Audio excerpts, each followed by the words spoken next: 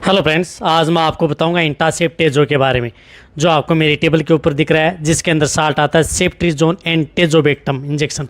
यानी इंटासेप टेजो इंजेक्शन पशु में क्या काम करता है, अब कौन से पशु में ये इंजेक्शन लगाना चाहिए, किस किस तरह के पशु को ये इंजेक्शन लगाया जाता है, कैसे, कितनी डोज, कौन से पशु में साइड इफेक्ट, किस तरह के रोगों के अंदर ये इंजेक्शन बहुत ही अच्छा रिजल्ट देता है। शॉर्ट में बताऊंगा, लंबी वीडियो नहीं होगी, पूरी डिटेल से बता दिया जाएगा।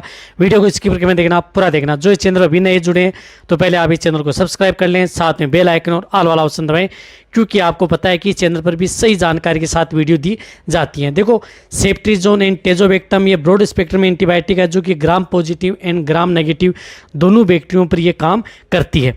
देखो, इस तरह की जो एंटीबायोटिक आती है, कौन से रोगों के अंदर इसका सबसे अच्छा रिजल्ट देखने को मिलता है। जो इस तरह का इंजेक्शन आता है, जो आपको दिख रहा है, ये पाउडर फॉर्म में है। जिस तरह से 4.5 ग्राम का इंजेक्शन है, जिसको डिस्टिल वाटर के साथ घोल करके लगाया जाता है। लेकिन सबसे पहले बताता हूँ कौन सी बीमारी हूँ। देखो, सबसे पहले तो आपको बताता हूँ मेस्टाइटिस के अंदर सबसे ज़्यादा जो वेटरिनेरियन है, इंटासेप टेजो का प्रयोग मेस्टाइटिस के अंदर सबसे ज़्यादा किया जाता है। यानी थनैला रोग के अंदर इस इंजेक्शन का प्रयोग पशुओं में किया जाता है। किसी भी तरह का थनैला रोग हो, क्लिनिकल, सब क्लिनिकल, एक्यूट, क्रोनिक, किसी भी तरह का, उसमें इस इंजेक्शन का प्रयोग किया जाता है थनैला रोग में। इसी के साथ यदि पशुओं में कोई भी दिक्कत हो गई है, जिस प्रकार से हेमोरेजिक सेप्टिसेमिया, एचएस, गलघोटू रोग के अंदर भी इस इंजेक्शन का प्रयोग किया जाता है। साथ में रेस्पिरेटरी इन्फेक्शन, यानी पशुओं में सांस से संबंधित कोई भी बीमारी है, पशुओं में सांस लेने में तकलीफ है, मुंह फाड़ करके सांस ले रहा है, घर कर रहा है, निमोनिया हो गया है, तो भी आप इस इंजेक्शन का प्रयोग, निमोनिया सिंपल है, ब्रोंचिंग निमोनिया है, अदर निमोनिया है, सभी में इस इंजेक्शन का प्रयोग पशुओं में करवा सकते हैं। बहुत ही अच्छा रिजल्ट देखने को मिलता है।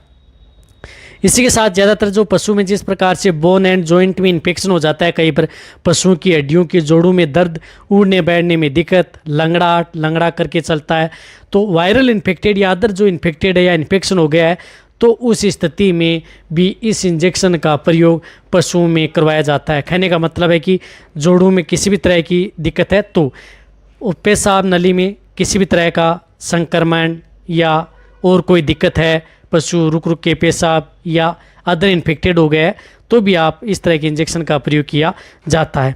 मेनिंजाइटिस में भी है, सेप्टिसेमिया में भी है। यदि मस्तिष्क से संबंधित कोई बीमारी हो गई है पशुओं में, तो भी आप इस इंजेक्शन का प्रयोग पशुओं में करवा सकते हैं। गैस्ट्रोइंटेस्टाइनल इन्फेक्शन है, या जब भी पशुओं में जिस प्रकार से प्री ऑपरेटिव केयर किया जाता है पशुओं के लिए, तो भी उस तरह की बीमारियों में प्रयोग किया जाता है। साथ में कई तरह के यदि वेजाइनल इन्फेक्शन है, तो भी इस सेफ्ट्रीजोन जो इंजेक्शन आता है, इस इंजेक्शन का प्रयोग पशुओं में उस तरह के केस के अंदर भी ये किया जाता है। अब देखो, जितनी जो मैंने बीमारियां बताई हैं, इस तरह की बीमारियों में इस तरह के इंजेक्शन का छोटे से लेकर के बड़े पशुओं में प्रयोग किया जाता है। इसकी डोज होती है, जो गाय, भैंस, भेड़, बकरियों में 5 से 10 mg पर केजी बॉडी वेट, यानी 5 से 10 mg पर केजी बॉडी वेट है। जिस तरह से बकरियों का बॉडी वेट 10 kg है, तो उसके अंदर आप 500 mg का जो ये इंजेक्शन आता है, तो इस इंजेक्शन का प्रयोग करवा सकते हैं। गाय, भैंस का बॉडी वेट 400 kg तक है, तो आप जो ये 4.5 ग्राम का जो ये इंजेक्शन आता है, इस इंजेक्शन का प्रयोग जिस प्रकार से 4.5 ग्राम का है, जिन पशुओं का बॉडी वेट 400 kg से ज़्यादा है, तो आप इस इंजेक्शन का प्रयोग पशुओं में करवाएं, सबसे अच्छा रिजल्ट देखने को मिलेगा। वैसे ये इंजेक्शन कौन कौन सी कैटेगरी के अंदर उपलब्ध होता है? 562 mg के अंदर भी होता है, और 2250 mg में भी उपलब्ध है, 3375 और 4.5 ग्राम में आपको जो ये इंजेक्शन दिख ही रहा है। इस तरह से ये कई नाप के अनुसार ग्राम में ये इंजेक्शन उपलब्ध। इस इंजेक्शन को लगाया कैसे जाता है? देखो, इस इंजेक्शन को नई सिरिंज व नई निडल बॉक्स में, हर इस शेप, इंटासेप हो टेजो के अंदर नई सिरिंज और नई निडल आती है, और इसमें जो 20 ml जो डिस्टिल वाटर आता है, इसके साथ घोल करके इस इंजेक्शन को इस पाउडर फॉर्म में घोला जाता है, और फिर ये इंजेक्शन पशुओं को इंट्रामस्कुलर व इंट्रावेनस दोनों रूट से इंजेक्शन लगाया जाता है। ये इंजेक्शन पशुओं के प्रेग्नेंट पशु हैं और या गाभिन पशु हैं, उनके लिए सेफ रहता है। और इस इंजेक्शन को लगातार 2 से 3 दिन कंटिन्यूटी पशु में प्रयोग करवाया जाता है। यदि इस तरह की जो बड़ी बीमारियां हो जाती हैं, तो लगातार 3 दिन इस एंटीबायोटिक इंजेक्शन का प्रयोग अपने वेटरिनरी। रही बात, जो इंजेक्शन है ये अपने वेटरिनरियन पशु चिकित्सक है, उनके द्वारा ये इस तरह की जो एंटीबायोटिक इंजेक्शन है उनके द्वारा ही लगवाए, और ताकि पशु भी सेफ रहे। अब देखो, जहाँ तक हो सकता है मैंने आपको इस इंजेक्शन के बारे में शॉर्ट में डिटेल से बताने की कोशिश की है।